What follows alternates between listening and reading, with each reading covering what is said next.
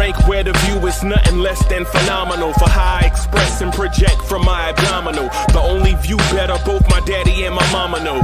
No living parents, my sons give me balance. My wife is my serenity, this mic is my identity. The world is foul enough, that's why I write without obscenities. Provoking danger with broken language and spoken anguish. Begging to get hurt, why would you ask to go through changes? Yes, Lord, life's a chessboard, master the angles. Control the tempo, be the one who holds the info. Acknowledge is just as deadly as machete swings. When spoken, the truth is as potent as that Medellin. While others swear the style is free, I just let it ring. Our time is undervalued, soldiers make us better kings. My fans on my shoulder, reaching after better things. Today I take the shot, for them I'd rather set the screen. My mama told me follow my dreams. My daddy told me get it by any means. Stand tall, make him bow to a king. But I've evolved, you can see the resolve. Look in my eyes when you speaking to God. Life and for those who be caught up in using what I was called with the muse. I guess they call it proving I'm more than an artist. Penciling out my darkest while stenciling out a harvest. And storing what gets me from A to B, just like garages. Instrumental with collages. Envision what I've been drawing. Broadway to give you rhythm like the great Lena on. So bent on, found comfort in the storm. Find peace and on when you see them others perform. Organized chaos, outcasted like hey ya.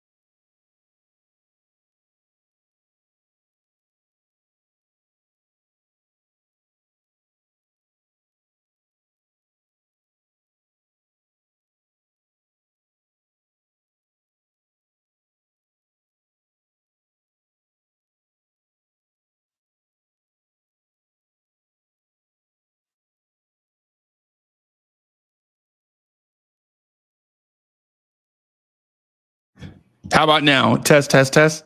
Can y'all hear me now? How about now? How about now? Can y'all hear me now? All right. So what's good, everybody? What's good? What's good? So good evening. Good evening. You turn down your just a little bit, not much. No, it's perfect.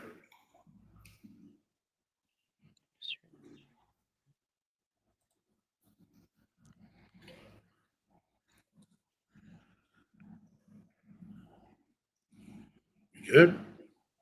We're good. All right. So, all right. So the Knicks beat the Pistons today, and what one would call like a nail biter of sort. Maybe not really. The Pistons are a scrappy bunch. They're physical. They play hard. The Knicks, despite poor shooting, amazing defense from both teams, injury to Jalen Brunson, Mitchell Robinson illness, the Knicks were able to pull out a very highly contested playoff game on the road against a scrappy young team. I would explain why Mitch. And so,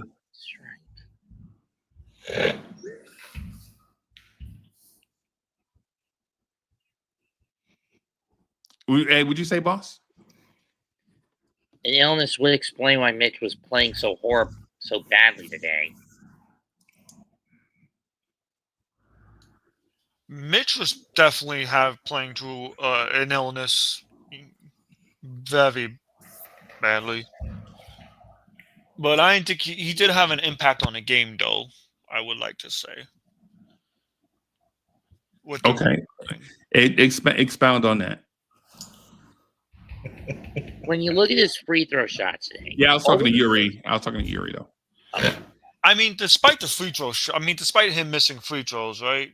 You saw him trying to get rebounds. You saw him trying to get offensive rebounds. Trying. I mean, I don't think he was that bad. Yeah, finish your point. The point I'm trying to make was that he was playing through an illness, and he was trying his best on the court. That's the point I'm trying to make. Okay. Hey, Cash, mute your microphone real quick. And my point. So what you're saying? So from what I'm gathering, you're basically telling us Mitch gave us what he had. Yes. Okay. Oh, all 9 minutes. Yeah. You asked me, better to just, if he was sick, it would have been easier to just swap him out for Precious and see what we get out of that. I mean, I get it. This 9 is the 9 Tibs is going to use. But in my view, health should come before success.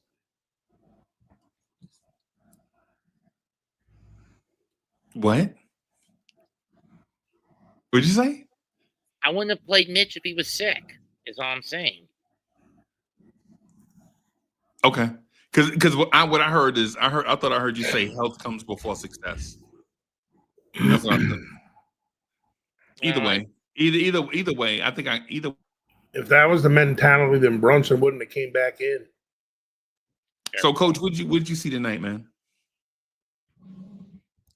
I saw a team that we've been showing the whole series defensively. We've been doing what we've had to do on the defensive side of the ball. Okay. Which is comforting.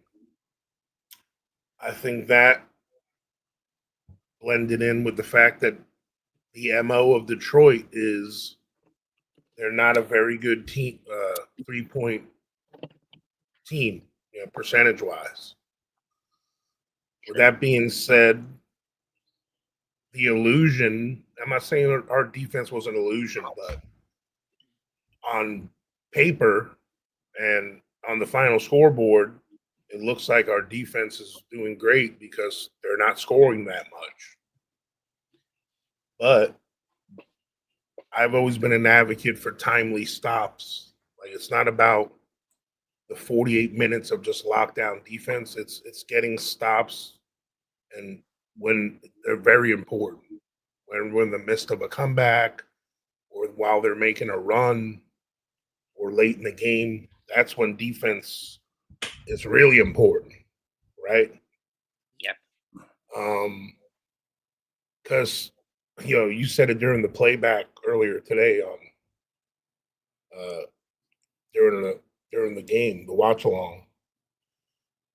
When people say we need stops, like that's the goal every defensive trip down the court is make a stop. That's when we talk about we need stops. That's what defense is. We got to make stops. That's what it is.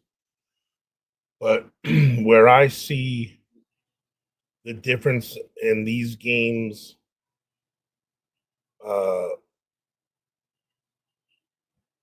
that we're not winning by 20 is because our offense isn't stepping up like we should. Okay. I've always said that our personal formula, especially for the playoffs, for those of you that haven't heard me say this, is Cat and Brunson are 9 times out of 10. We're going to get our production out of them that we expect, scoring-wise. We need one of the wing guys, Mikhail or OG or Josh, at least one of them that have a 16 to 22 point burst. And we need at least one bench person to come in and be a spark. Yep. Well, that hasn't been happening. So that's why a lot of these games have been tougher than they should Okay. be, because Mikhail, OG, and Josh haven't been very consistent offensively.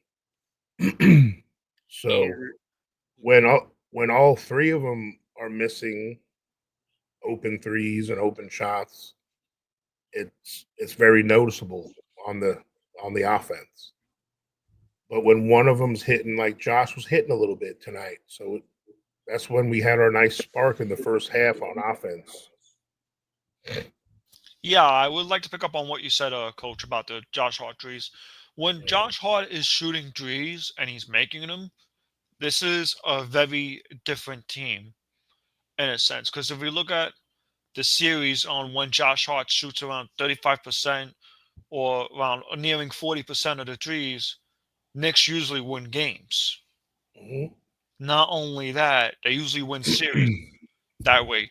We can basically actually say Josh Hart's the X factor to the New York Knicks. Not only because he does everything on the glass, rebounding wise, he's a triple double machine. But what makes him special is his 3-point shot, which was non existent throughout the second half of the season. Yeah, because like, and to me, it's not even about the percentage as much as him being a threat. Because if we shoot like 35%, if he shoots 10 times, that's 3 threes, 3.5 threes, 4 threes, So it's when he doesn't shoot, when it's wide open and in the flow of the offense, that's what makes us predictable. But when he is being a willing shooter, people have to start running out to him. Then that's when maybe he can drive to the rim because it's another threat he has. But sometimes when he catches the ball and then turns his back on the rim, and then we're playing 4-on-5 on offense. He's not even a threat. Right. Right. No, I definitely agree. Also, going back to the Mitch comment, my point that I was trying to make about Mitch was that he left it out on the court. Whatever he had, 9 minutes left, whatever he played, he left it out on the court. Whether we can agree or disagree about how Mitch played, we can all agree if he decided to play, he was all right, and he left it out on the court, regardless of how we feel about Mitch. Right. Hey, Cash, can you hear us? Yes, I can. Hey, Yes. you got a little bit of background noise, man. So when you're not speaking, just mute your mic, man. But Okay. I want to hear what you got to say though. All right. Okay. So anyway, like just so you know, like I'm not doubting one bit. I have no problem with Mitch's effort. I have no problem with what Mitch is trying to do when he's on the court. There are some cases that he's a liability offensively. And that's why he didn't play that much. Because you saw how well we were doing defensively. The last I checked, Mitch only played 9 minutes, and we were still everyone else, including Cat, we were doing really well on defense. And what we were missing in this game was offense. So having Cat out there with Josh, and we can't have two non-shooters out there. You know what I'm saying? I agree. My fault. I misunderstood your point. Yeah. So like, I know Mitch has value in certain moments. I know he has value like when he can play, but there's certain scenarios we can't use him. Just like sometimes late in the game when we need a defensive stop, Tibs puts in Mitch and Deuce instead of Brunson and Cat. And I'm okay with that. I understand that. I actually, if you guys watch us during the playback, watch along, I always say when that first sub time happens at that 4-minute mark of the first quarter, if you watch the games, he always takes Cat out. And I always felt is that when he wants Cat to take a break, or is that because he wants Mitch to get some run? If it's because he wants to give Mitch run, which I'm okay with. When Cat's in his bag early in the game, like he has been twice in 2 earlier games, he takes Cat out. Instead, I think Mitch should come in for Josh in those moments while Cat's cooking. Like, don't take out a player that's cooking, man. Yeah, that's my thing.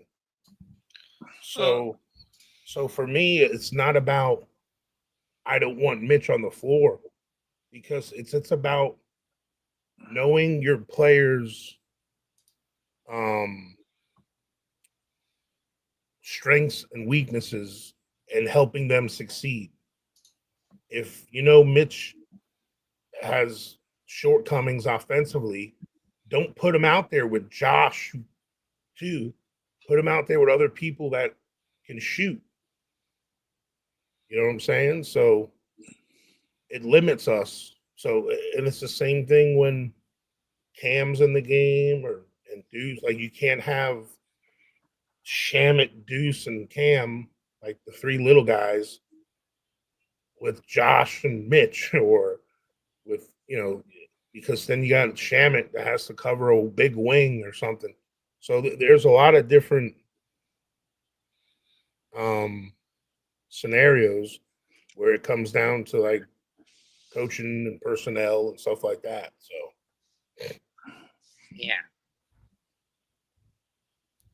Cash, what you got, bro? I'm just kind of just listening right now. Great game, of course. You know, Detroit. You can't be physical and complain about calls.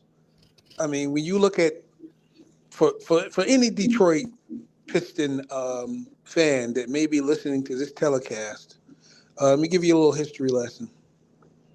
Yeah, I'm well aware of the Bad Boys. I'm old school, and I know their style and how they played back in the day.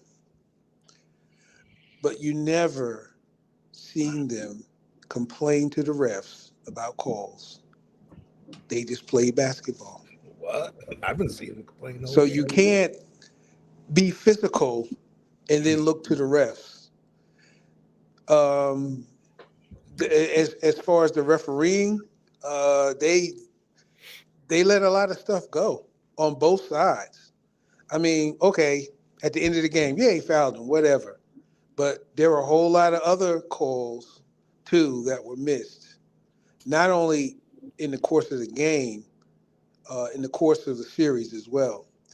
Now, I'm going to lay a very fast scenario that I saw that somebody took a clip of on Twitter. When Cade Cunningham missed that shot, and it was Hart and Tobias Harris that went for the rebound. He had grabbed the ball. And the ball, Tobias Harris had possession of the ball and was falling to the ground, if you recall.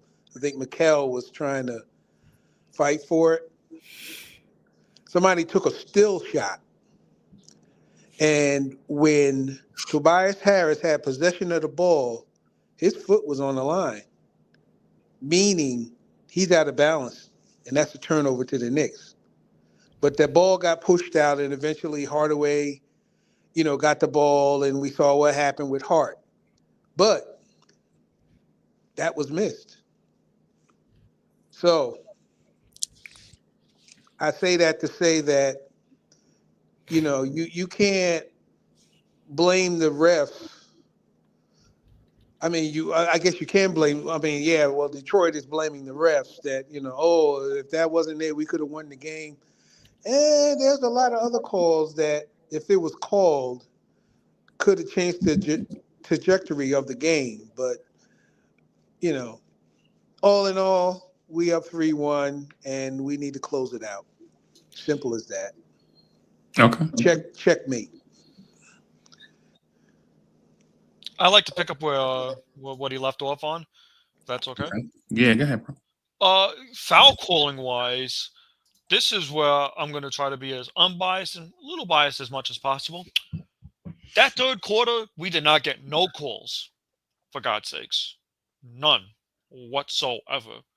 And it felt like at that moment the game got way out of control.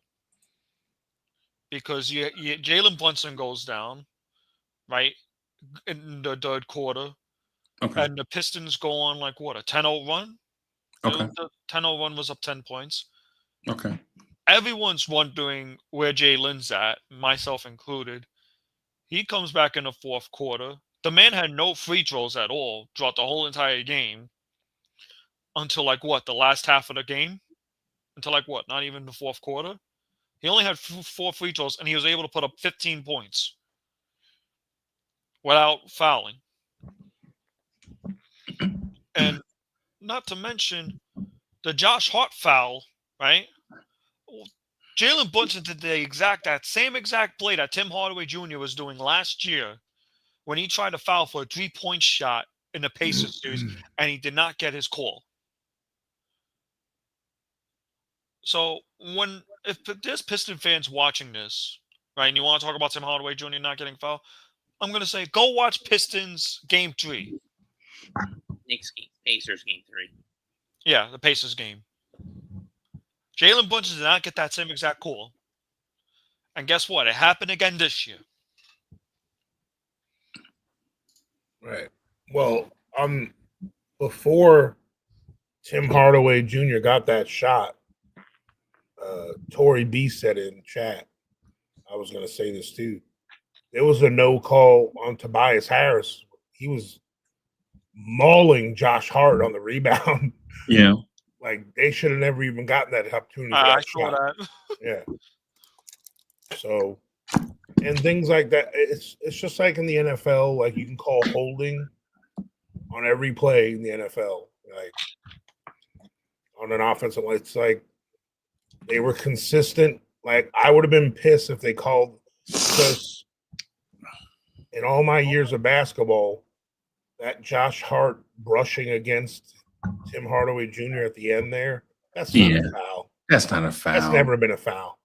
Yeah. And especially the way that game was being called, that sure as hell should have been a foul. If they would have called that, there would have been a congressional investigation.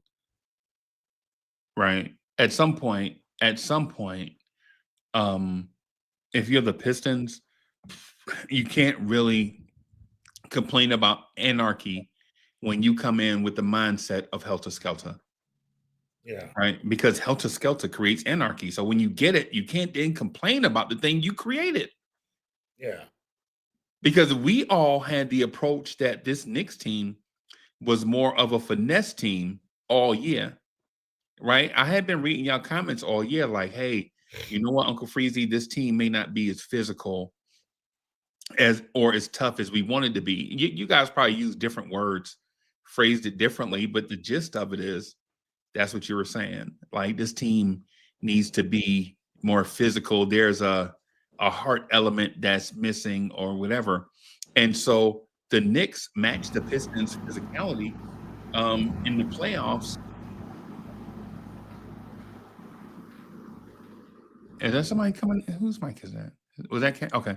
So the Pistons came in with a certain level of physicality, and we matched it. And then they started complaining because they felt like coming into this series that the Knicks were probably a finesse team, and that how they win is by being physical. But when we match and superseded their physicality, then they start complaining. And that lets you know if you're an athlete, if you've ever played sports. When a team loses their advantage, one of the first things they start doing is complaining. Hey, I have a term for that, Freezy. It's called narcissistic basketball. I trademarked that statement right here, right now. Narcissistic basketball. If you know what a narcissist is, the traits, look up the definition. Coach, you understand where I'm going with this. And now apply it to basketball. That's how the Pistons are playing. Okay. Yeah, that they know they're not as talented as we are. Yep. Okay. Facts. They know their limitations. Facts. So what's the first thing that people start doing when they start that rough stuff and they do the sneaky jersey grabs and Jalen Duran, yeah. yeah, the extra little like they're not even calling, which is fine as long as they call both ways. I don't mind it. The forearm shivers Malik Beasley does every time he's driving. Yeah. Cade Cunningham is stiff arming people.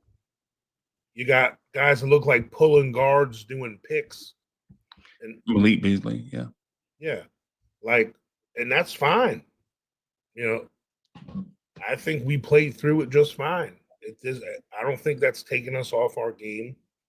We're not making them pay enough when they do leave McHale open or when OG has an open three, like they've been making from time to time this season. If one of them is making them, that's what happens. Like when we had that nice 14 to 16 point cushion for a little while there, because we were making our threes, our open threes. Right. When we started letting them creep back is during that time when we were like 1 for 10 or 2 for 12 or whatever stretch where we couldn't make those threes. And a lot of people are like, oh, we're letting them score too much. No, we've been letting them score at the same pace we've been the whole series. It just seems worse when we're not scoring ourselves, you know? So, like, for me, as long as we have underproduced offensively, I think we've been playing good enough defense as a whole. I mean, there was letdowns from time to time. That's going to happen. They're pros too. Right. But as a whole, we can't complain about our defensive intensity we've had in these 4 games. Like we've stepped up defensively in these games. Where we've had our letdown is on offense.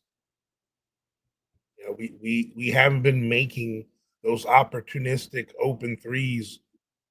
You know, we've been settling sometimes for threes or an open shot when we already have a lead instead of running some good offense and getting a good look. Right. You know. No, I definitely agree, Coach. And to pick that up off you, we've been holding Detroit Pistons to like underneath 100 points as well. We held them to 100 in Game 2. We held them to 93 in Game 4 just now. Mhm. So the defense has definitely been stepping up, right? And our offense is a little iffy, give or take, right? True. Give or take. But the one thing that concerns me, and I think this has been spoken about all year, is I'm worried about the bench more than anything, Fitzy. Yeah. I like the defense from the bench. The defense from the bench has actually been really good all season. I'm not worried about the bench. I'm more worried about the offense because it allows Tibs to basically play defense all year, but there hasn't been any firepower from the bench. Okay. Well, that's because he doesn't have any legitimate shooters on the bench. All the guys he picked are small, scrappy, finicky, stingy defenders who are not willing, who for the most part are not willing to shoot the ball, or if they are, they're utility shooters, mostly from the deep part of the key. Yeah, I mean, the thing is because Because they're so specialized, it's difficult to get them to do shooting from off the bench 24/7. and look, the Knicks have been playing playoff basketball since game 1, as far as minutes go. To the starter minutes have been playoff minutes since the beginning. You can thank Tibbs for that. So Don't think of as it far as that goes, at least we know our starters are ready for that. Okay. Unfortunately, what that created is our bench guys haven't had enough run to get in. We don't have an instant microwave offense guy like a Jamal Crawford or Vinny Johnson from the old Detroit teams. Like, we don't have a guy that comes off the bench. As much as everyone wishes Deuce was that guy, he's not. Sorry to say, he's not. As far as I'm concerned, We don't. None of these guys come in or are instant offense. It's kind of like they're. Hey, hold on. Let me ask y'all this, because I noticed that when we do the joint, that we constantly talk about the personnel stuff. We constantly talk about players, and we rarely talk about scheme and things that we saw in the game, in the flow of the game. What do y'all have that y'all saw about Game 4? Like, what's your analysis on the game? We know who the players are. We've been watching the players all year. What y'all see in the game? what I saw was basically a team that was, once again, too over-reliant on the front five, where they got most of the points. All but 5 of them, to be exact. But defensively, they were able to pull it together, galvanize themselves to push the Pistons to the brink, even if there were some calls that were not made that made the game end. I mean, that I will admit, the game did not end without controversies, for better or worse. Now we get a day of rest. We get a travel day to go home, and let's hope we can slam the door on Detroit at home this time. Well, I'll answer your question. That wasn't really scheme wise. So scheme wise, I noticed the first play of the game, we ran a play for Cat. Yeah. And it was beautiful. It's like, and you know, a lot of us here are football fans too, so it's easy to make analogies. Most NFL and college offensive coordinators, they script like the first drive or two of the game. They have like an offensive script. They already know what they're going to run and play. Like, I see the Knicks, we start off doing something and then we get away from it. You know, and I don't know why we don't keep running sets for Cat. And you know, and the thing is, what dictates that and changes that is when guys aren't making shots normally. So this illusion happens that our scheme sucks because we're not producing points, when in essence, we were getting. It's people say it's a bad shot because they miss. Like, I look at things objectively where, yeah, they missed, but it was still a good shot. Like, if it was in the flow of the offense, and in today's NBA, an open 3 is a good shot in today's NBA. It just is. A lot of us want to say, like, oh, just drive the ball. And that, if you look at what JB Bickerstaff did and Detroit did, they were purposely clogging up the lane to try to keep Brunson out of the paint. And they were trying to, the way they were defending Cat is they were baiting him as Cat started. You know, a lot of times people get mad if Cat's not being aggressive, but he's a smart basketball player. He sees Duren, if Tobias Harris has covered him, he sees Duren lurking in the paint. Why would he back down Tobias and then pivot into a double team? You don't do that. That's not good basketball. So he has to kick it back out, you know, or give it to somebody else. And then people like, oh, Cat's not being aggressive. No, Cat, why? And so, Coach, why are you so worried about what people say? I'm not. I don't give a crap what people Okay. Okay. Because I was going to mention the fact that when teams run gimmicky defenses, the easy play for a low IQ basketball player is fall for the cheese that's in the trap, Yep. right? Like they'll show you, like, oh my, Drew Holiday is guarding Cat. Well, the reason why Drew Holiday is guarding Cat is because they want Cat to catch it so that Porzingis and Holiday can come double team, right? As opposed to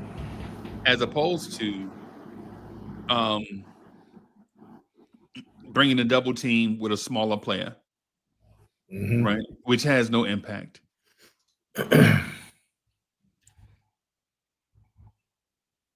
There was one play I noticed, and it's the play that got Bridges open for 3 that started that run. I would like to call that the trail play, where both screens were set and Bridges was able to get to start that run in that late fourth quarter. I really like that play a lot. And if it wasn't for those 2 threes that Bridges hits, I don't think the Knicks would have won that game with that run. So shout out to Tibs on that play. Okay. Yeah, and I said this after the game.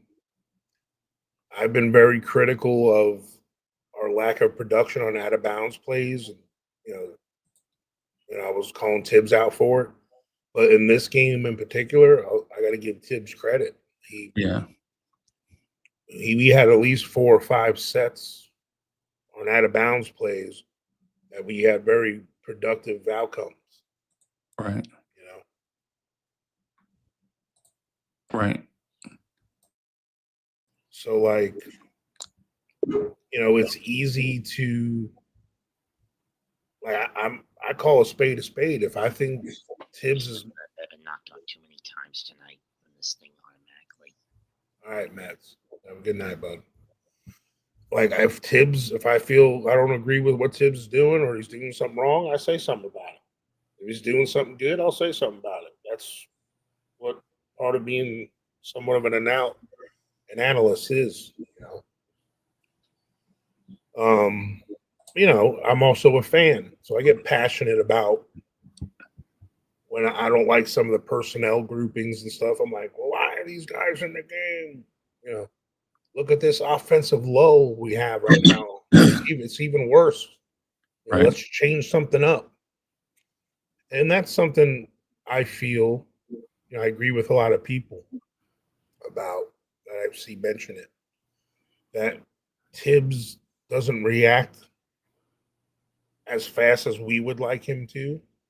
But, he is a professional. He knows what he's doing. I'm not doubting that. Right. I think he gets caught up in his personal formula and what he feels works. He has his little handwritten notepad. Yeah. Like, this guy comes out of the game at this time, and Right. If the team's doing this, I'm gonna do this no matter what. Right. And he's set in his ways. Yeah. No, I would like to pick up on what Coach said about that. Tibbs, if you live by the sword, you die by the sword, is how I would describe him as a coach. And sometimes it's good to have a coach like that. Sometimes it's not. It's the double-edged sword. But I always will give credit when credit's due to Tibbs. There was one play that I noticed from Tibbs was when he gave Cat the ball at the high post, and he's starting to run cut plays for Mikel OG, in the first half. Then he deviated away from it in the second half. I don't know why he did that. But I like when they do the cut plays today. Yeah, I don't think we take advantage of Cat's. Well, first of all, you have to respect Cat at the top of the key. You have to play it. So, Right. And his ability of to see people and being a playmaker is underrated. Like I agree with you. I don't feel like we put him in that position enough to where let the offense run through Cat. Like we used to do it with iHeart last year a lot. Right. And a Cat has that part in his bag, but he can take that to the next level. Yeah. If he's not passing to someone else and they give him a foot, he's banging a three, you know? Yeah. So to me, I think that's a missed opportunity sometimes. And you know, to speak on another part of your point, you know, Tibs he's a high floor guy. You know, I'll give him credit. Like you're always going to be competitive with a Tibs team, but he's a high floor, low ceiling coach. Are there other coaches out there that I think with this team can crash through the ceiling and, you know, reach our full potential? Yeah, I think so. But he's who we have, and we have to run with it. I do hope there's some adaptability that happens. We just can't do any wholesale huge changes because it's going to deviate from what we've been doing. We have a certain chemistry and a certain thing that works right now with this team, and we can only deviate away from it so much before it's doing something totally new and you're starting at square one again. Like you can't do that in the playoffs. We have to be somewhat the team we are. Like we've been. Right. Yeah, no, definitely. Back to the schemes part, though. I don't want to deviate from that topic too much, Fitzy. Fitzy, I want to ask you a question. What was one play you liked in that game 4 that you thought was really cool? If you wanted me to ask. Yeah, I don't mind. I don't mind. I did though want to speak to what I saw mostly in game 4, because the to be honest with you, the change coaching stuff, the player stuff, all of that. I'm gonna turn my camera off, everybody, because I'm having an internet issue. So Yeah, go ahead. But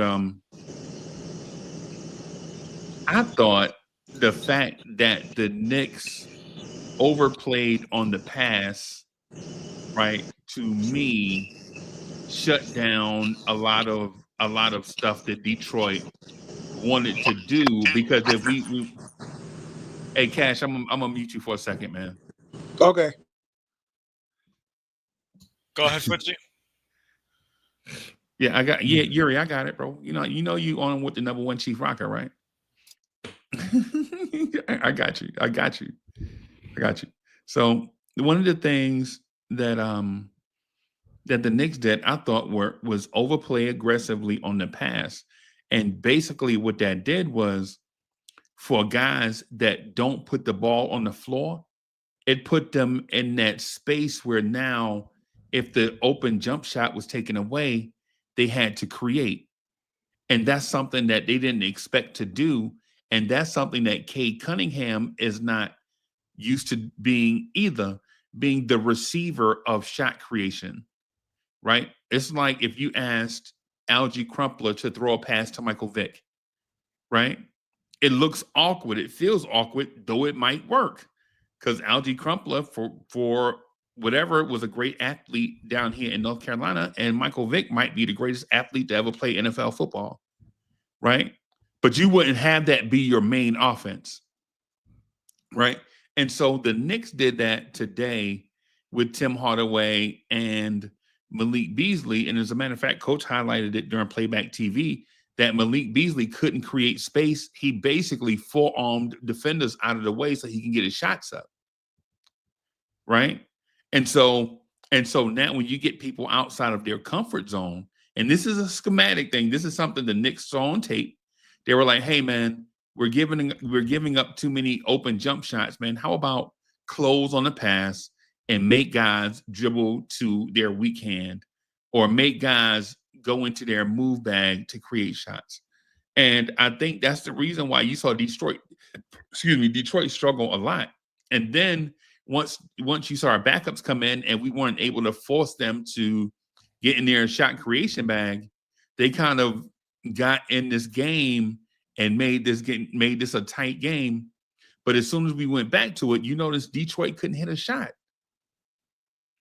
I think not only is this a blueprint, and Nick Yak, I'm gonna give Nick Yak some homework.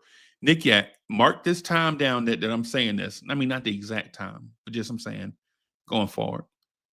I think Tibs is going to use this for the Celtics also, right? Overplay on the pass and force the Celtics, whoever we play in the next round, to put the ball on the floor and play make. Throw the ball around the court, and then that way it'll lead to. Now they'll beat us sometimes. They'll get a dunk and we'll be mad, right? But then there'll be other times where we get deflections, shot clock violations, and turnovers, right? And so it's one of those things. Just be aware of it.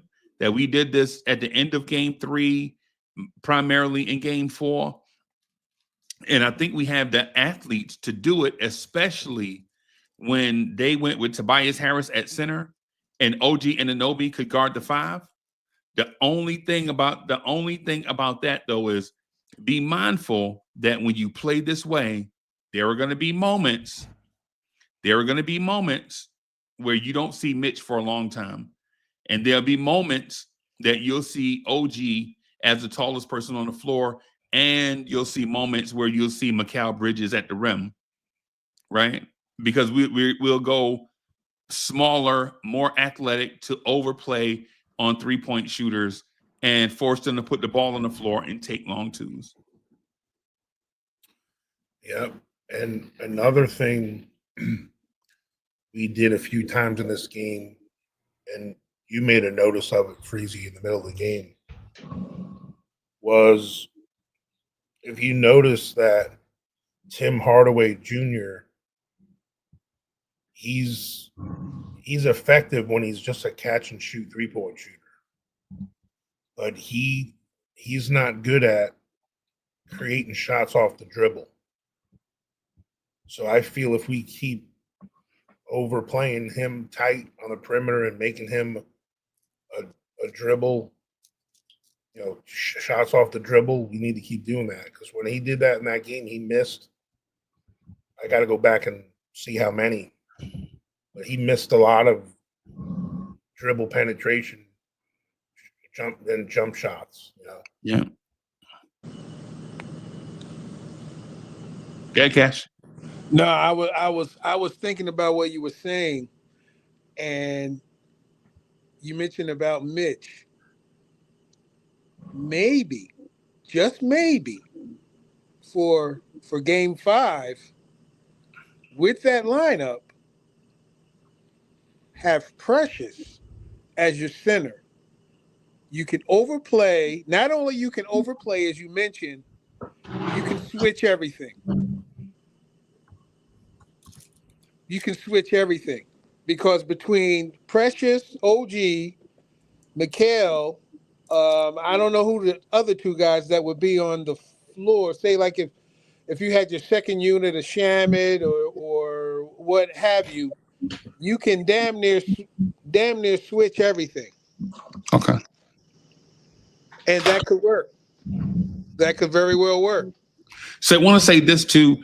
I don't know. I should have said it in the beginning, man. I was having, a little tech issue tonight, but this is what I feel from my heart, man. Thank you everybody for coming in through and hanging out with us. We're not going anywhere. We're hanging out. Just want to say how much I appreciate y'all bearing with us through the intermittent internet issues. And as we surpassed 10,000 subscribers, I never thought, well, I thought we'd get here someday, but when YouTube had us in baby jail, I'm gonna stop saying YouTube had us in baby jail. When we were not abiding by the YouTube guidelines like we should have been, it was difficult for me to envision that we'd be here in this spot, but here we are. Yeah, so, man. Yeah, man. So thank you everybody for helping us get to 10,000 subscribers. thank you everybody for liking, subscribing, sharing, doing everything possible to help us grow. You know, we were one of the little guys with dreams on being one of the big guys, and now we're one of the not so little guys looking at being one of the big guys. And so thank y'all for helping us. We're already not so little. Yeah, man. Yeah, man. So literally. yeah. So I guess the middle ground is like 50 or so, 60,000 subs. And so the big guys, you know, are in the 80s, 90s, close to 100 subs. So we're just going to keep grinding away, trying to put product out there that you enjoy. And I want to thank y'all for how y'all comment in the comment section. Man, just keep commenting in the comment section. And nobody can read them all or understand them all or dissect them all, but just keep on doing it, man. Keep on putting your thoughts, sharing your comments in the comment section. And, you know. Hey, I got a suggestion, man. I don't know if it'll, maybe it'll help grow the channel. Have some type of Hey, Cash, can you send that to me in the DM? Oh, okay. Yeah. Okay. I don't like talking about that type of stuff on the joint. Over. Okay. I'll message you. Yeah. And no disrespect, but sometimes it creates an expectation, and then it puts people on the spot, and then sometimes it's not feasible. So why didn't you do that thing Cash said? It was a good idea. Why didn't you send everybody a free T-shirt? Bro, send 10,000 people a free T-shirt. I ain't talking about that. No, I get it. I'll send you a message. I'll shoot you a message. All right. I'll shoot you a message. Okay. So the thing, you know, one of the things we were talking about earlier is, you know, sometimes I think people and we overthink things. Like, and we get very caught up on there's always a scheme answer. Scheme. It's this reason, it's that reason. Right. Sometimes you just got to make our damn shots. Like, sometimes it's that simple. Like, sometimes we got to be professional shooters and make some damn shots like we normally make. Like, there's those little lulls sometimes where we get so used to Brunson getting in the paint and making. I feel like he never misses them little one-handed floaters in the lane, you know. And when he misses one, it's like, hero ball, you know, or whatever. But we get so accustomed to him making those, you know.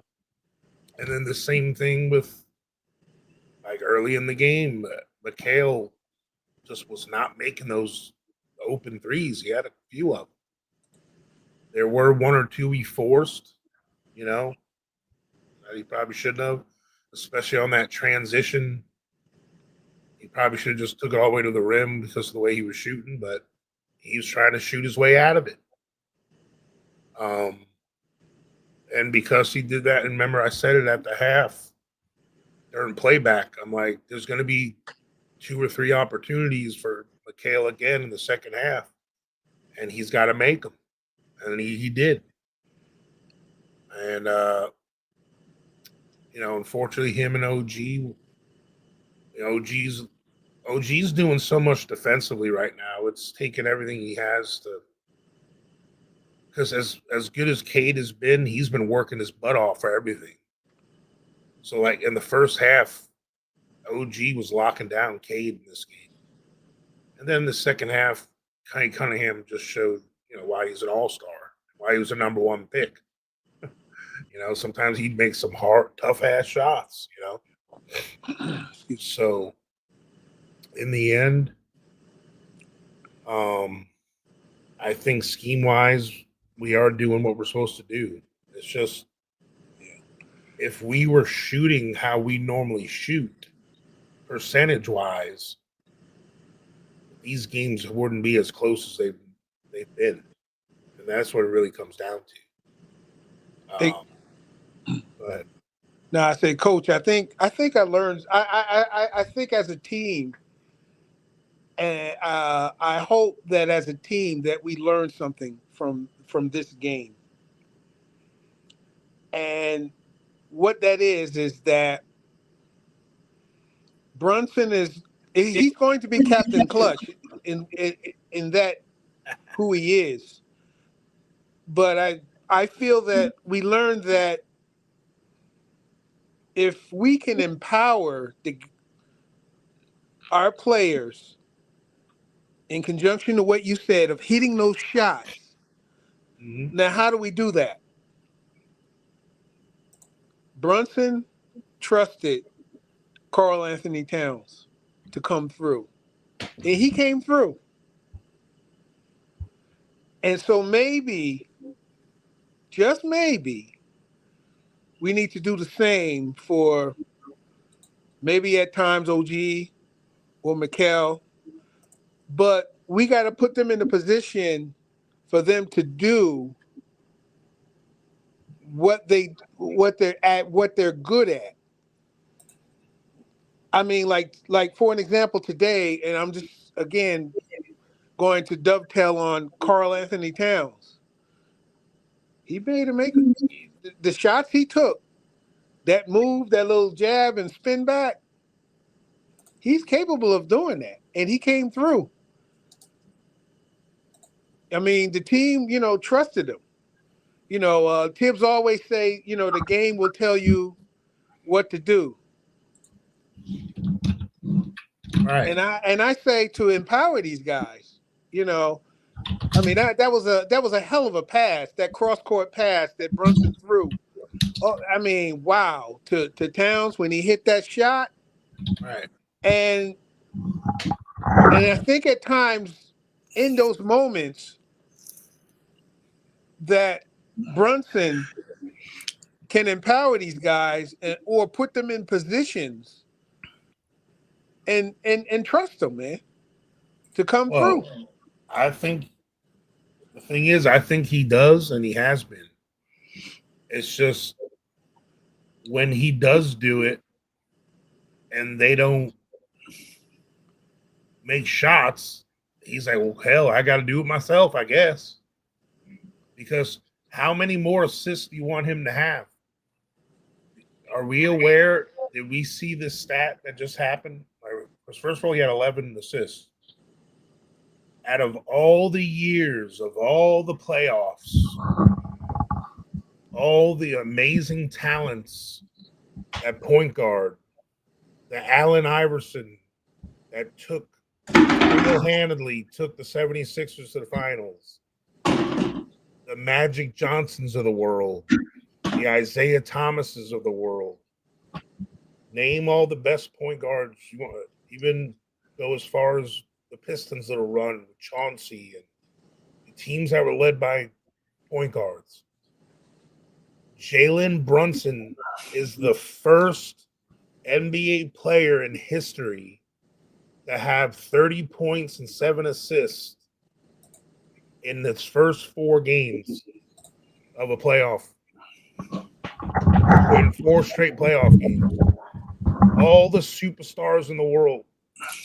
LeBron James never done it. Jokic hasn't done it. All these players that the offense goes through them hasn't done it. And we got a guy in our team, Jalen Brunson, who's done that. And we still find ways to say he's not doing enough to get other people involved. I'm not saying you, Cash, personally, but in general. Yeah, I know what you're saying. The mainstream narrative media is he's a ball hog and he's this and he's that. You can't be the main offensive weapon and distribute for everybody. Look what happens. There's a guy in this series that does that as well. His name's Cade Cunningham. He does the same thing for Detroit. But his supporting cast isn't good enough to help him win. So that's where, like, Brunson probably should have had 16 assists this game. If freaking OG and Mikal would make some shots, and You know, Easy, big fella. Easy. I'm Relax. not putting them down. I call Relax. it what it is. They were 3 of 13 and 3 of 14. Yeah, right. That's just Right. what I saw today. Right. That's all offensive. I noticed you're out here talking like Chip Kelly. Right. Well, that's what the problem. Can we have some Rex Ryan talk though? I've spent the whole first half of the show glowing about how good our defense has been. Right. But you didn't break down how good the defense has been. Like you didn't. It's not a problem. Why do we have to break it down? Right. Yeah, because doing what we're doing is what I'm saying. Right. No, they were great defensively. I was trying to speak to that with overplaying the passes and forcing guys to take certain shots. Bro, you're not gonna. It doesn't matter what a fan says, bro. A human being only has so much ability, right? You're not gonna ask them to expend all their energy on defense and then in the same paragraph want them to expend all their energy on offense, right? And I know what people are going to say, well, we only want them to just knock down the shots they get. It's not like they create shots. Nah, man, this whole thing, man, we won. OG played great defense. The play of the game is OG Anunoby making Cade Cunningham miss a game winner. And we were legit talking about Josh Hart or Tobias Harris toe on the line. What did we even do? Who is Tobias Harris? Tobias Harris is a really good veteran player for like his 15, right? Cade Cunningham might be one of the futures of the NBA. And OG Anunoby forced that man to miss a game winner. Because listen, I promise you, if Cade Cunningham hit that shot over OG Anunoby, the entire tenor of our conversation would be different. Right. I promise you that. We wouldn't be talking about certain things. We'd be talking about why are we paying OG Anunoby this money if when we need him, he don't show up. And the same thing for Bridges. Some of those shots, like the shot Malik Beasley hit to take the lead and push Detroit up, he hit that 3-pointer over Jalen Brunson. He didn't hit that 3-pointer over Mikal Bridges. Right? And so, but we don't talk about Jalen Brunson giving up stuff on D. We talk about how great he is on offense, and rightly so. But if we're gonna have the conversation in that way, why not give everybody credit for the stuff that they did?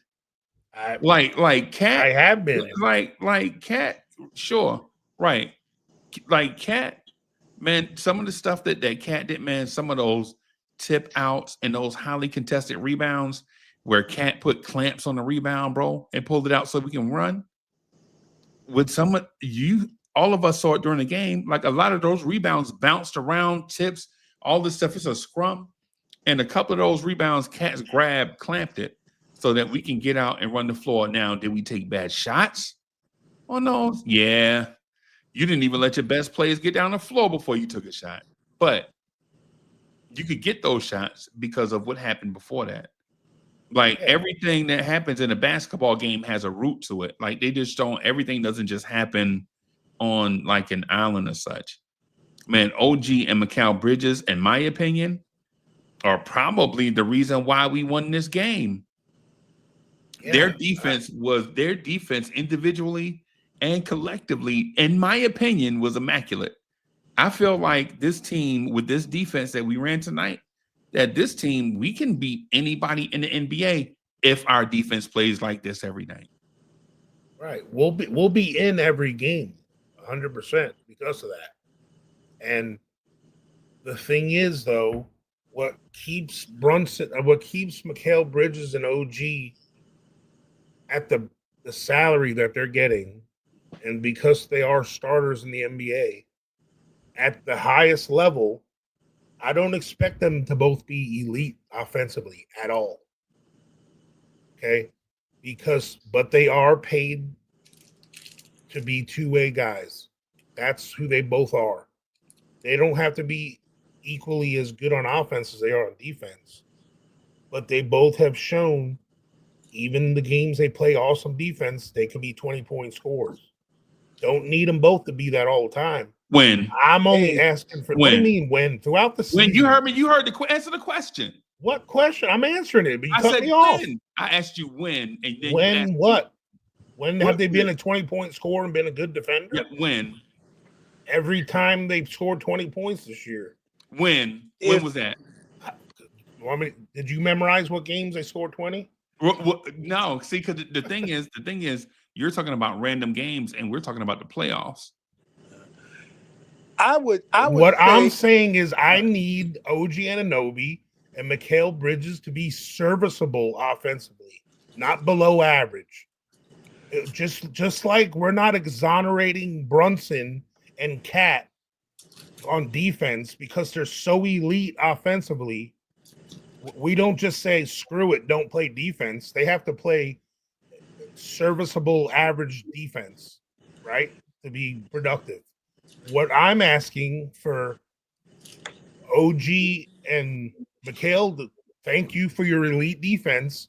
I'm just asking you to be at least an average offensive NBA player that can make a wide open 3-pointer. That's all I'm asking. I think what you're asking what you're asking for is you're just contradicting me for content. I think it's flawed. The reason why I think what you're asking for is flawed is because you're asking them for a little bit more offense when we have 4 dudes come off the bench. They give you nothing. Don't even get me started on them. But hear me out. But hear me out. This is the reason why I'm saying it. I'm not saying it because I want to beef with you. I don't care if whatever. What I'm saying is, if the bench was giving you offense, would you and I even be talking about this topic right now? I would be talking about it because I feel one of our 3 wings, Josh, Mikal, or OG, one of those 3 should be stepping up each game offensively, as well as one of the guys off the bench. I mean, so that's my expectations. Yeah, you and I philosophically have different outlooks on what. On this point. All right, let me say this. Let me say this. Between Hart, Mikal, and OG, if those 3 guys combined, let's say gave us at least 40 points a game or more, would that be satisfactory between those 3 guys? How many? 40 points. Between 3 players? Between Hart, OG, and Mikal. Now keep in mind, Brunson's doing 30 and Cat is doing damn near 30. Is that enough? Now, I'm not talking about the bench. Like Coach said, that's a whole nother discussion for another day. But I'm just talking about those 3 players in particular, considering what they do on the defensive end and in rebounding. Is that enough? It's amazing how we say some topics can be talked about and some topics can't. I'm not saying that. That's what Cash said. Cash said we can talk about that on another day. I'm just saying that I'm just staying on topic. We're not talking about the bench this second, but Cash, I think it is. I think it is. And the thing is, I don't want to hear. I'm tired of hearing playoff basketball is different. No, it isn't. A wide open shot in the playoffs is the same as a wide open shot in the regular season. You're an NBA pro who has shot 10,000 shots in a gym. It's muscle memory. Okay. If these shots were all contested and Detroit was all up in their grill, yes, I agree. My expectations would be different. I'm getting upset at the wide open looks they get and miss. I'm getting upset at the settling for a quick jump shot, a turnaround jump shot, when you have Dennis Schroeder on you and you're OG and you're not backing them all the way to the rim, or Malik Beasley, and you settle for a turnaround, hezzy, fadeaway jump shot from 20 feet. Like, those are the things that I get fired up about, that I feel they need to do better. Irregardless of how good they're doing on defense. If you ask Mikal Bridges and OG, they'll say it themselves. I'm mad at myself. I should have made 2 or 3 more of those shots that I missed tonight. I guarantee it. They expect that from themselves. Yeah. And that's all I'm expecting. They don't get a pass just because we had over 90 shots this game, didn't we? I got to look at the 91. Yeah, we had 91 shots. That's a lot for us. Shot 37.4%. Yeah, that's literally tells the story. Our shot percentage was poo.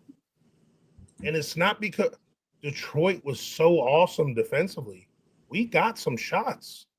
Right. It was just that space there at the end of the second into the third where we were missing too many shots. You know? And I'm not expecting either of them to be 20-point scorers throughout the playoffs. I'm just asking one of them to take turns once in a while getting hot. That'd be nice. That's all. Plenty of two-way guys. If they want to be considered elite, fringe all-star players, that's what they do. Coach, your bench was 1 for 8 for 5 points. I know, not my bench. Yes, it is your bench. I've personally been pooing on this bench since the beginning. Like, so now you blame it on the calculated guys.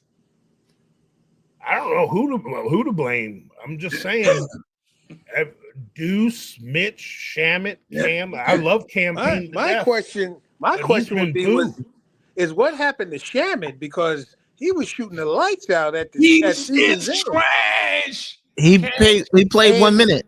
And now he can't hit the broadside of a barn. Because he's played 1 minute. He hasn't even I don't think he's touched the ball. Even since he's been in the game. He played 1 minute. Like, he didn't shoot, he didn't nothing. Like, even the last game he was in, he never touched it. Yeah, because Tibs was like, "Hey, how'd you get your ass out the game?" I said, "Damn it, not shit." Tibs was yelling, "Damn it!" And then Rick Brunson sent him in. Go ahead. No, I said, "Damn it, not shamming." Yeah. So out of the bench players we had 4 bench players. 2 are minimum guys. Oh boy. No, 2 are minimum guys. Oh. Mitchell Robinson only played 9 minutes. Yeah, we wait a minute. So Fritz, you're saying that these guys earned NBA paychecks. They earn NBA paychecks. Okay, all right, okay. But I think. How much did Mitch make a minute? Too much. We kept him because he was the best option we had at the time. And I would say Mitch is a quality NBA player, bro. He's quality, yeah. Mitch is a good NBA player, man. He does now. Him being his health is a concern. Mm-hmm. His health is a concern. I mean, I'm not gonna lie. Whether it's illness, being out of shape, recovering from injury, all of that stuff is a concern. But he does do fundamental stuff, and our basketball IQ, we just can't find him at times. And I don't know. And as far as this series goes, maybe Mitch is not a fit for this series. Maybe you know what I'm saying, because they don't have a scoring 5 that could, you know what I'm saying, that Mitch could neutralize, right? They basically have rebounders, mm-hmm. right? And pseudo defenders, right? But what I will say, on the bench, at our bench, if our bench provided if the bench averaged 4 points a game from all 4 guys that play, that's 16 points, bro. If we'd have had that tonight, we'd have won by 10. Yeah. But yeah, exactly. See, here's the thing about This series is the epitome of what a Tibs team can do. Okay. Like I said, a high floor. Tibbs is going to help you win against teams like this when our offense isn't doing that well. But when we need games where we need to step up offensively, this is where this is going to be a problem. Like if we stepped up, regardless of tough playoff basketball and the game slows down and all that crap, regardless of all that,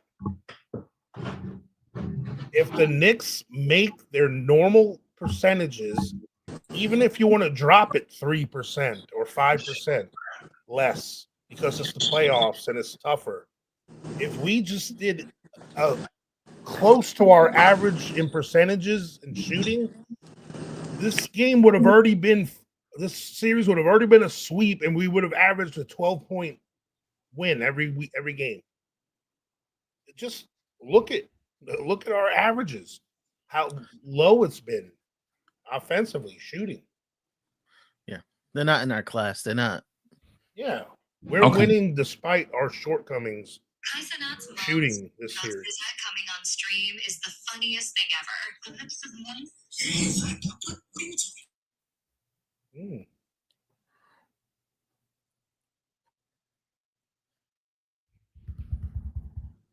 So my bad, man. My bad. That's all right.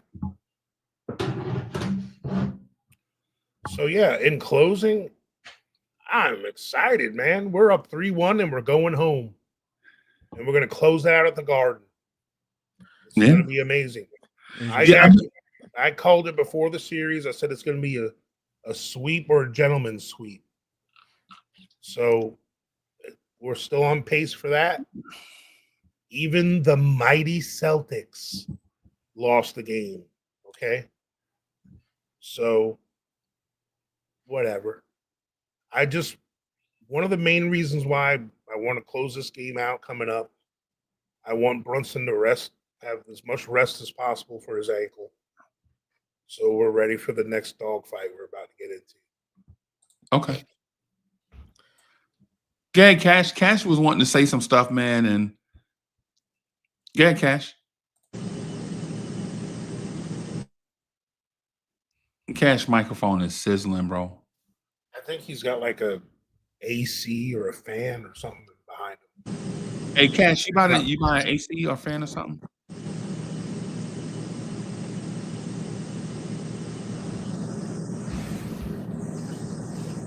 Are you flying a jet? That or yeah, he's flying in a G6. Yeah. Cash, can you hear us? Okay, yeah. Hey, so Fritz, what you got, bro? Not much. Enjoyed the win. Yeah, enjoyed it. I pretty much seen the whole second half. Okay. I was in and out in that first half. I don't know.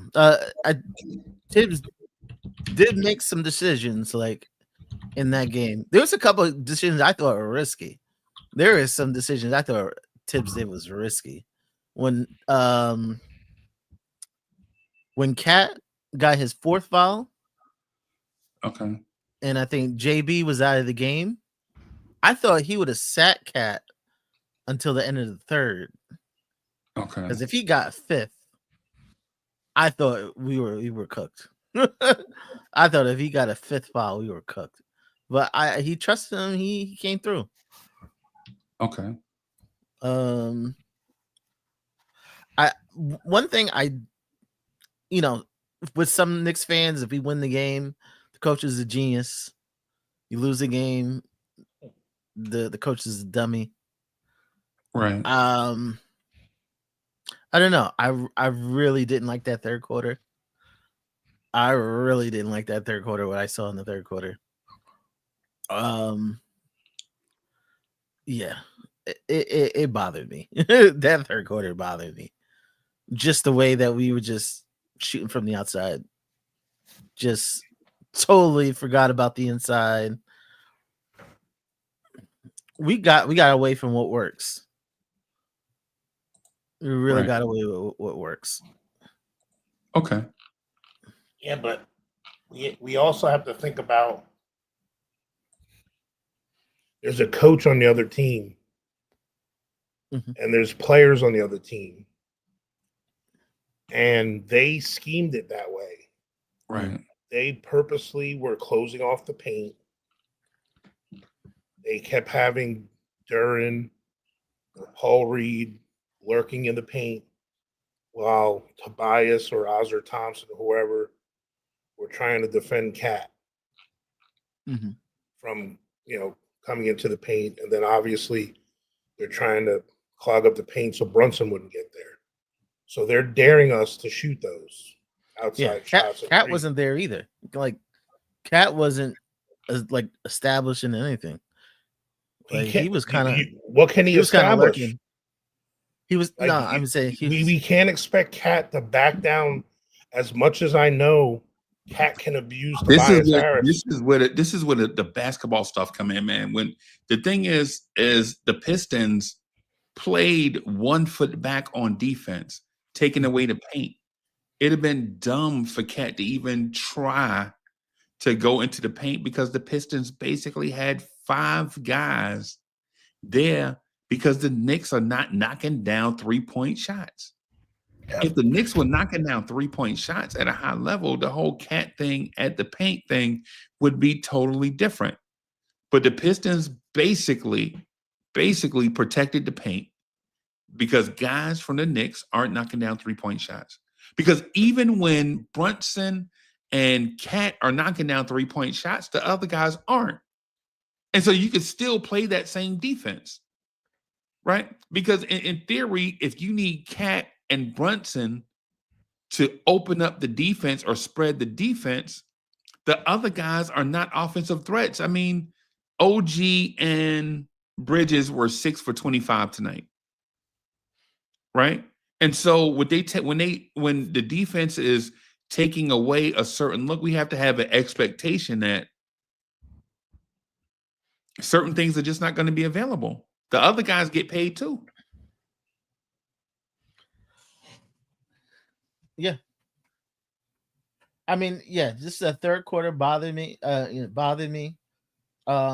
What we saw in the fourth, I thought it was is what you get when you have 2 superstars. Two players could take over a game. I agree with you, Fritz. I was like, you play that, I don't know, was it 9-minute mark? If you play that game 100 times, you lose it 85 times. I agree with Fritz, man. That second half legitimately came down to who had the most superstars, right? Because there were some shots made in this game. The skill level for some of those shots, bro, the skill level for some of these shots, the shots that were made, these are superstar level shots. Like the 3-pointer that Cat made, Jalen Duran would never make that shot. Ever. I don't know too many people would attempt it. I don't even know too many people who would attempt it in good conscience.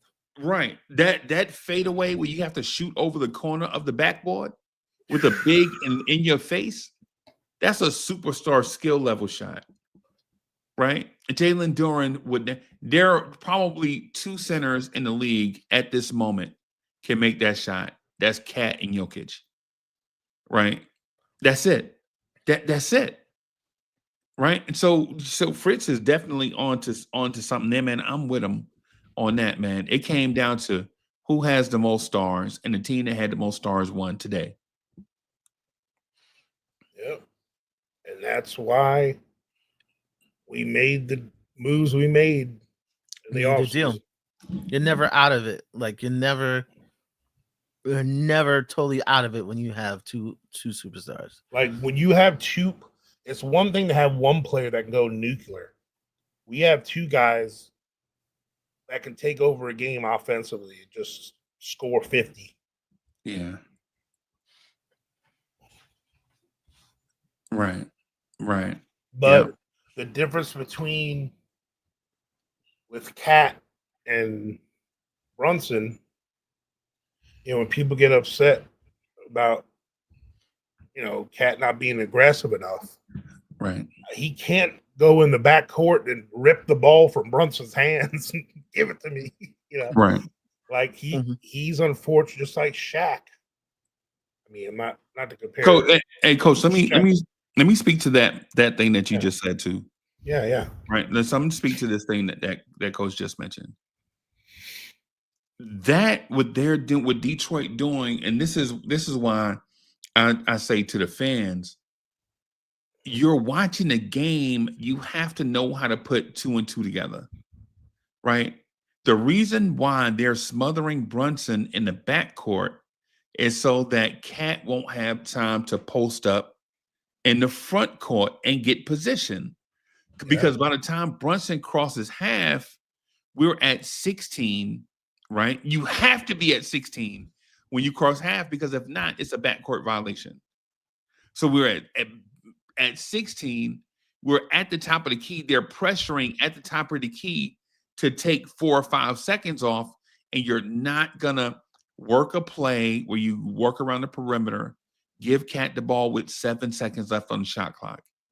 It's just not how you play basketball in today's NBA, right? Now, if we got the basketball across the court faster, then of course you can run all of your intricate play options with 2 or 3 designed outlets for you to maybe hit Mikal Bridges on that backdoor play that you've been working on in training camp, or get OG Anunoby to come off that down screen and curl so he can catch the ball in motion headed to the rim. You'll have time to do that.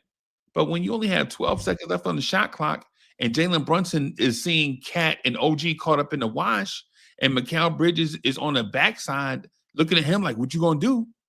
And then Josh Hart is clapping for the ball. You're like, I'm not giving the ball to Josh Hart with 10 seconds left on the shot clock.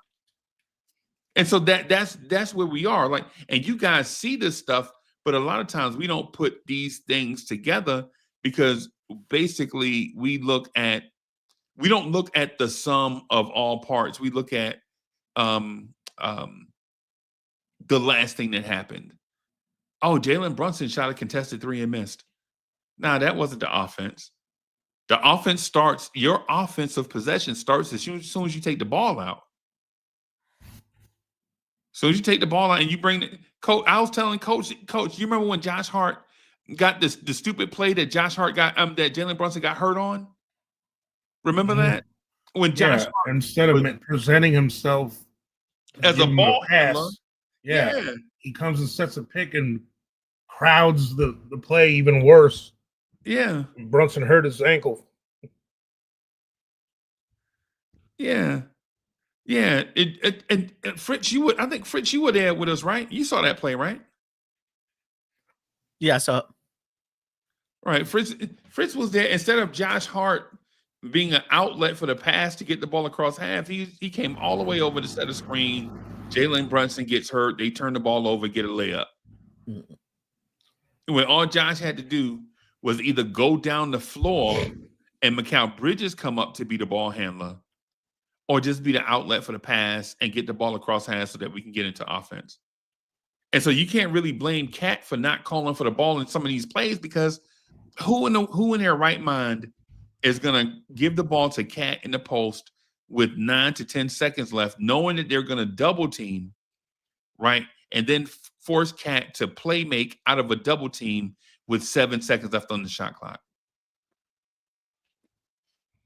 Right. Like when a team is playing Brunson 90 feet and making him creep, like Mikal Bridges or Josh Hart need to come up and ask for the ball. And beat it out? Yeah. Yeah.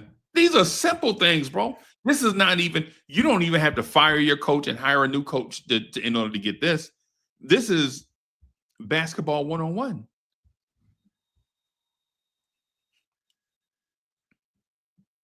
And we've seen where Brunson has success being a catch and shoot guy on some of those when Josh or Bridges bring it up the court.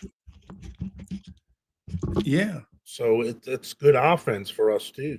And Fritz, you know what the other thing is too? The other thing to it, the other coach is probably spending about 60% of his game plan time on trying to stop Jalen Brunson, right?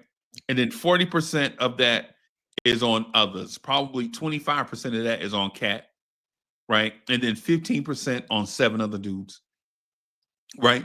But if you give the ball to Bridges or Josh Hart for them to break down a thing, right? Just to get the ball across half, get the defense moving their feet, you'll be amazed what type of looks you get.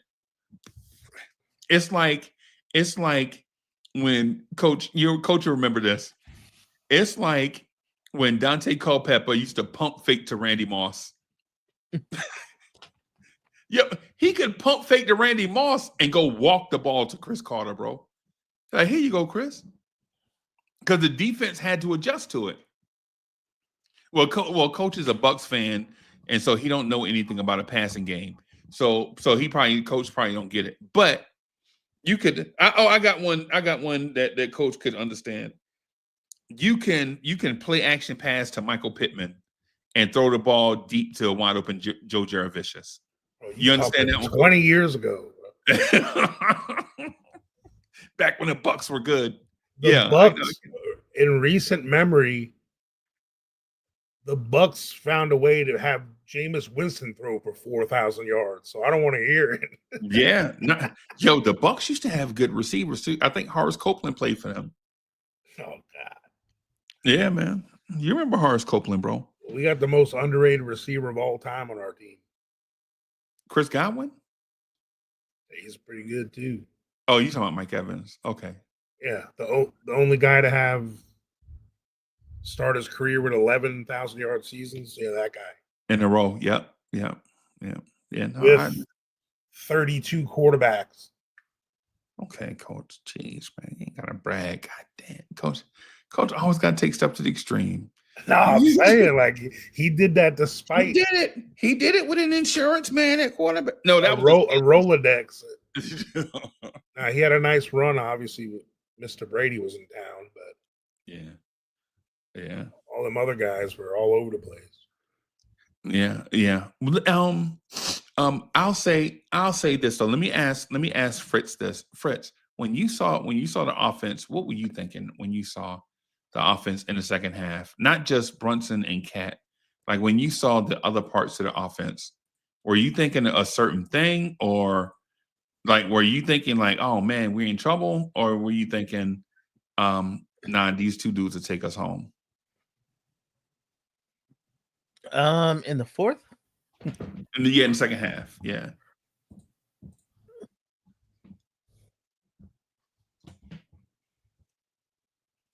I was getting nervous. The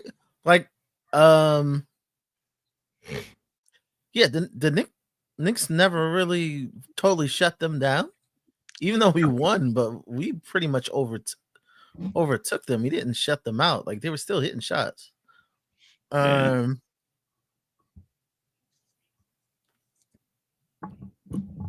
On offense, yeah, we were hitting a lot of tough shots. Okay. We were hitting a lot of tough shots. Like thinking about Mikal. Yeah, nothing was easy. I don't think anything was easy.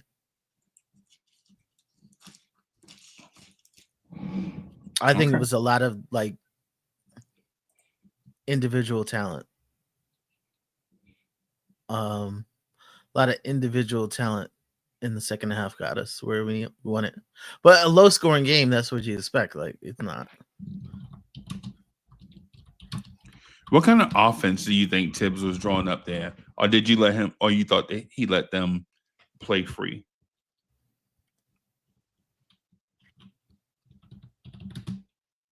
No, I think he was drawing up plays.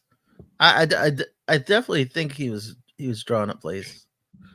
Because those out of bound plays, he was definitely were key. Okay. But yeah, I think he was drawing up some plays. I don't think they were just freestyling it. Okay. What you think, Cash? Is Cash still here?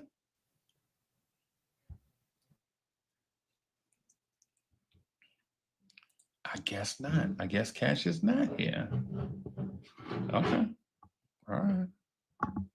All right, Cash. I was trying to give you room. I was trying to let Cash chop it up. Man. Here. I'm here. Okay. I'm here. So what do you think about that offense in the second half? Not scoring. I guess Wow. they could have been better. Okay. Could have been way better. But I don't know.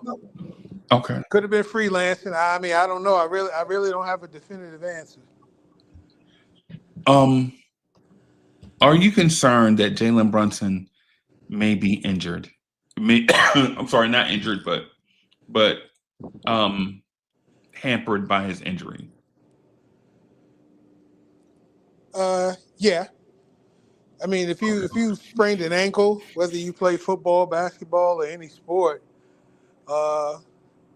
it takes time to heal. It's not going to be 100%. Is it going to hamper him? Possibility. I mean, it's going to bother him some. I mean, it depends on how he can move laterally, cut, do the things that he normally does. So, yeah. Okay. Yep. Okay. He definitely wasn't himself. Because anything, he wasn't, not sure how to describe it. But everything he was doing was going forward. Like he was favoring one leg. He was definitely favoring one leg. That last layup that he blew, clearly, if he was 80%, he would have made that layup easy. Yeah. Remember the layup? He airballed the layup from 1 foot. Yeah, Clearly, but he landed even weird on that one. He even landed weird on that. Yeah, he clearly, and think about it, if he makes that layup, that final 11 seconds is totally different. Yeah. Right. And I'm not going to front. The fact that they knew that a 2 could win it probably saved us, because if we'd have had to defend the 3 in those 11 seconds for the tie, that'd have been tough. You want to hear a crazy second half stat? Sure. In the second half, the Knicks as a team, we were 17 of 42 from the field. Okay. Brunson and Cat combined made 14 of 27. So 14 out of our 17 made field goals on the second half were Cat and Brunson. So that means that everybody else was 3 for 15? Yeah. Is what you telling me? That's crazy, bro. That's crazy. Yeah, that's crazy, boss. I can't even. I'm at a point now where, and this is where I get on my Jalen Brunson is legendary thing. So y'all pardon me if I sound like a fanboy or whatever. I mean, Jalen Brunson, in my opinion, in today's game, moved past Bernard King as an all-time Knick for me. What? Right. Yeah. Because not only has Jalen Brunson played more games as a Knick than Bernard King, who played 208 games, Jalen Brunson also has more playoff success than Bernard King. Right. And so while Bernard King had the major output games, like he had 50-point games as a Knick or whatever, Jalen Brunson has had that steady 33 that you can depend on every night. Mm-hmm. Right. And listen, I'm not throwing away Bernard King. I'm praising Jalen Brunson. So for those for the people that look for hate moments, this is not a hate moment, right? This is a love moment, right? This is man, the fact that JB is doing this on a, I'll give an example. During the game, they showed that Isaiah Thomas sprained ankle game where Isaiah Thomas's ankle was about the size of a softball. I don't think it's that, right? I think it's more Isaiah Thomas's injury happened in the game. Jalen Brunson's injury happened outside of the game is being managed, right? So it's not like an Isaiah Thomas thing, right? His is more like this guy is as tough as nails thing, right? But I will say this though. I will tell you this. For anybody that was not 100% behind Jalen Brunson, I think you need to now get 100% behind Jalen Brunson. Stop being a hater. Get behind Brunson, bro. Right? Get behind Jalen Brunson and keep an eye out for this player named Karl Anthony Towns. Right? Because the narrative about Karl Anthony Towns from people that just dislike Karl Anthony Towns because he took Mitchell Robinson's job is that cat is soft, right? And what I want to say to those folks is we should never be in a world, there should never be a world where we put one Knick versus another just because we like one Knick better, right? But as a Knicks fan, I've seen this for years. I know these type of things exist. I was talking to Coach about it earlier, about how we acquire a player and how we treat them if they don't do a certain thing. Yeah. They don't fit their version of what they think a Knick is or should be. Yeah. I'm not co-signing for that. Yeah. I don't like how people use the word soft. And it's just like it's just umbrella for I just don't like. Yeah. Like, we'll just call him soft. It's cold. Yeah. And Hey, and on just real quick, Cash, and on an intellectual level, like when for instance, people that have experience, I'll put it that way, they know what code is because we hear code every day in our jobs and in our professional lives. So we know what coding is, right? Like when you hear the word, I don't mean that he's soft. I just mean he's soft, like soft. And so not like, nah, no, the word soft means soft. The thing is that they think skilled and finesse is soft. And when players have to play hard and rough and physical, it's because they're lacking skills. Yeah. So they have to compensate because they don't have the skill to defend somebody. So they got to be sneaky and tough. You know? And trust me, I hear it, Coach. You're absolutely right. Go ahead, Cash. No, I was gonna say, Coach, you're absolutely right, and that's why.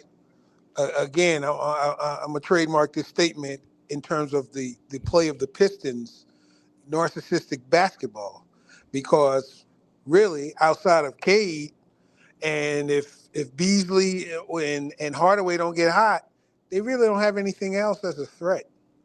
They really don't. Oh, and one side note, I don't know if it was mentioned already. Rest in peace to Dick Barnett, man. Yeah, old school Knick, man. Yeah, he had the funkiest looking jump shot you ever want. Yeah, I'm glad he made it in before he passed away. Man. Before he passed away, that was a good deal, man. Yeah. All right. I ain't mean to change the subject like that, but it just when you was talking about Brunson, you know. But like from what I've seen, I love how active Cat's hands have been like he's been defending really well to me. You say he's got jazz hands? Yeah, like halftime show jazz hands. Nah, but he's been really, the couple of times he couldn't contest some shots. He was in foul trouble. I could tell, he didn't want to get that fifth foul. But Yeah, I mean, look what when he came to the rescue. In that little push thing when those techs happened in the game, Yeah. and then in this game, there was a little bit of on that. What do you call foul? Where he had the ball stolen, and then Holland tried standing over him. Yeah. You know, the announcers have to sell ratings, and they try to make the game more exciting than it is sometimes. They glorify the past. They kept trying to refer like, "Oh, this is like the old Knicks and Pistons," and hell no. No, it's not. No, it's not. If the old Knicks and Pistons were in that game, they would have fouled out by the halftime. Yeah. It's like the way they call things nowadays, the way people play. Like it's a different sport. Like that's what people don't understand. This isn't the same league sport. It's played totally differently now. Yeah. And it's fine. I adapted with the game. You know what I'm saying? I can't expect things I expect. Like the center is totally different now. Like it's just the wings are different. I mean, you could play. You didn't. People don't talk about this. I don't know if some of you guys weren't alive. They weren't allowed to play zone defenses, guys, back then. Nope. Did you know that? Yeah, we knew that. Well, I did. I mean, you had to play man to man back then. And you know how much that changes. A lot of people get mad when we don't go in the paint. Well, you can play a zone defense now, which is a paint killer. So you don't talk about that stuff. They don't think about that kind of thing when they put things out there about why aren't we doing this? Why aren't we doing that? But yeah, man, it's right now we're back on the right track. We have home court advantage. We can close it at home. When we look back on this series one day and during our run, or when we're holding up the trophy, maybe one of these days, no one's going to remember all the scores. It's just going to be like, we gentlemen swept the Pistons. It's the other teams and the people that are fringe fans that dwell on how much we barely beat a team. Like, I was one of them in the 90s. Like, you know how many moral victories I tried hanging my hat on for the Knicks in the 90s when, we were the only team to take the Bulls to 6 or 7 games that series. We were 2-0. Like I would say all these things like, we were up 3-1 against the Bulls, or I was one of those fans, man, back then that had all these moral victories because the immortal Michael Jordan was out there, and we gave him hell. He'll probably tell you, we were one of the biggest thorns in his side for sure. And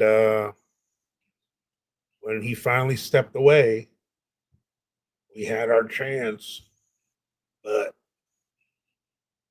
I won't mention. We love you, John Starks. It wasn't all your fault. We shouldn't have ever let it get to that.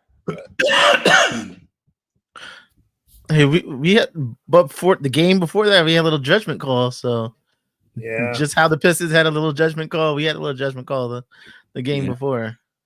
Yeah, we can't blame Starks for Game 7 because in Game 6, John Starks was the last New York Knicks to have a shot in the air to win a championship.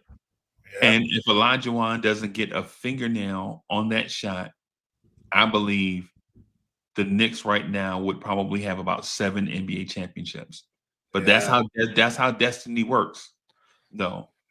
Yeah, the destiny works, and destiny favors certain people. I don't know who she favors because I've been dating her for a long time and she didn't do me a favor yet. But that's how things kind of go. Let me do this real quick. I want to wrap up before the 2-hour mark so that I can clip some stuff. So, but I want to ask you guys a question that has nothing to do with Game 4. I want to ask you guys. Hey, so Fritz, in Knicks universe,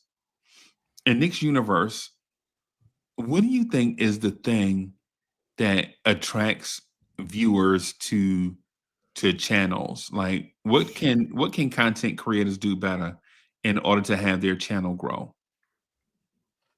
I think. Be honest, bro. Be honest. Okay, I think the modern viewer wants to be the first to know something, and a lot of times is rumors and stuff like that. The stuff that even the non true rumors, nonsense. They just want to be first to hear something. Clickbait, first here. I want to be the first to say, "Hey, did you hear about this, or did you hear the rumor?" They want to be informed, even if it's something that's nonsensical. Yeah. Okay. All right. So it has nothing to do with the way your screen looks, or how many people are on the screen, or how often you appear. It's basically they want the inside scoop. I think they want to know the inside scoop. Presentation does matter. Like there are some things that do attract, some things that do attract, but people most honestly want to be first. There are some really simple channels that do really, really well. Yeah. And like I think the attention span of a lot of people, like we're blessed to have, and much love to all you out there that are still here with us 2 hours later. All you diehard, and not to say, and people that only stay for 10, 15 minutes aren't diehard fans either. But the Right. ones that stay with us the whole time, we thank you and we bless you. We're blessed to have you. Right. Like, I think it's important, especially if we do an hour show, 2 hours, sometimes we're 4, 6, 8, we're up all night talking sometimes. Yeah. Sometimes the meat and potatoes, if we put a subject up there, like a lot of people want you to get to it because some people are busy, they have lives, some people want to get maybe the stuff that Fritz is talking about. They want to get that scoop or whatever the clickbait is, like early in the video or in the stream, so they can get the gist of what we're about, what the content is, how knowledgeable we are, how fun we are. And when they get the gist of that in that first 10, 15 minutes, then they'll probably make a decision from there if they stay or go, or they'll come back. I think if we have a lot of times people have really long intros or they take too long to get things rolling. Not you personally, but in some channels. Some people, they even add, if you want to skip ahead, they have that skip ahead option. But, when you do a live show, you don't have that option. But people that watch it after the fact, sometimes they want to skip to the action or the info. They want to, why they clicked on the channel in the first place. So, yeah. What you've done and what drew me here a couple of years ago, because there were other fan shows that had more viewers and stuff, but there was something about Freezy when I first saw him talking. And I'm like, I feel this, brother. We think a lot. We think alike. Whatever. I want to chime in. And then I did. The rest is history. But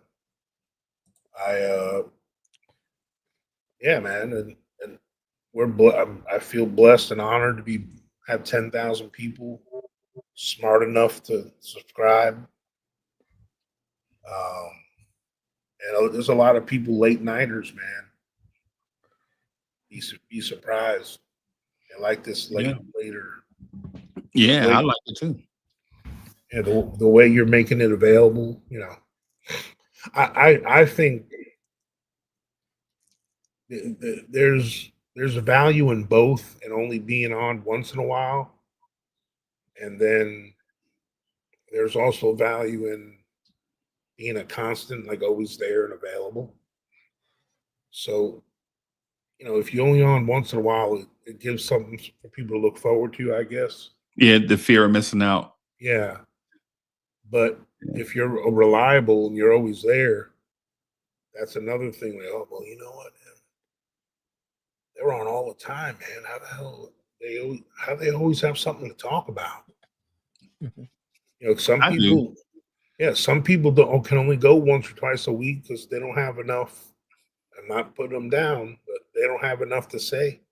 You talking about Fritz? Fritz right here. Don't talk about Fritz. No. Don't talk about Fritz, bro. Come on, Coach. Fritz, right? Come on, Coach. Fritz. I was not a slide on you at all, bro. I swear. Fritz have stuff to talk about. He just lazy. Yeah, I'm my lazy. bad. Fritz is right here. My bad. Yeah, I didn't know Fritz was here. Coach, man, I am struggling bro. personally. I have been struggling. My personal life and trying to match that up is always a thing. But I've always honestly, I used to love long pods, especially when I was working. I had a job that literally I was in front of a scanner, scanning 8 hours a day, headphones on. A 2-hour pod would be I used to love 2-hour pods. Right. I used to love 2-hour pods. Yeah, no, I get it because I get mad love from truck drivers. They DM me a lot, like, bro, the show was only by the time I got to Nashville, bro. The thing was bro. I'm sorry, we was on like an hour and a half. And you're like, yo, hour and a half? That's all? You had somewhere to go? You had to use the bathroom or something? You know what I'm saying? So yes, I get that. But the reason why I asked is because content creators pop up, and what I notice is that, no disrespect to content creators all over, but I notice either the connection with the audience is not there. They just have topics. Like they can't look their audience in the virtual eyes and rock with them. Like there's no connection.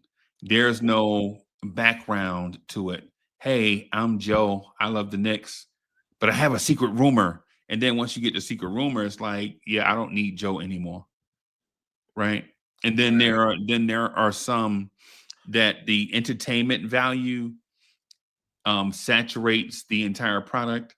Mm-hmm. And you're wondering, like, does this person even know basketball? Is this just a entertainment product to them? And then it's the money folks that get into it for the bread. Like they feel like this is a thing for them to make some type of evergreen income and things like that. And so ultimately, I guess in this last 30 seconds or so, what I want to say is thank you from the bottom of my heart as we try to put together a product that we feel like is dope. And I know at times it seems as if we're at each other's throat, and we are, right? Because I don't like being around softies. Like if you can't take it, you probably, if you have thin skin, you probably can't, thrive in my space. But the reason why I'm like that is because I'm obsessed with the viewer, right? Are we providing a dope product for the viewer? And if I feel like something is fake, or somebody is trying to fake it till they make it or something like that, and I feel like it's impacting the viewer, then I have something to say. On that note, everybody, I'm gonna clip right here because I have like 10 seconds left. So I'm gonna clip right here. Knicks morning drive in the morning. Thank y'all for helping us get on that road towards 25K.